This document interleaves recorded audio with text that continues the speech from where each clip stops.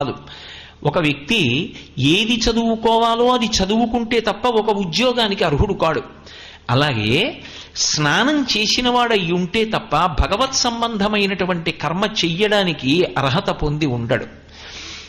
ఆ శౌచము కలగాలి అంటే స్నానం ఒక్కటే మార్గం అయి ఉంటుంది. కాబట్టి శౌచం ఇచ్చిన అదే. అలాగే ఆయుష్యమారోగ్యమలోలపత్వం దుస్వప్నఘాతంచ తపశ్చ మేధా అంది వేదం.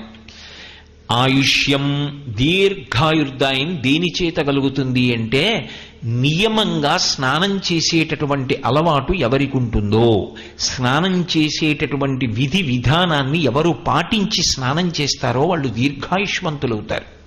అందుకే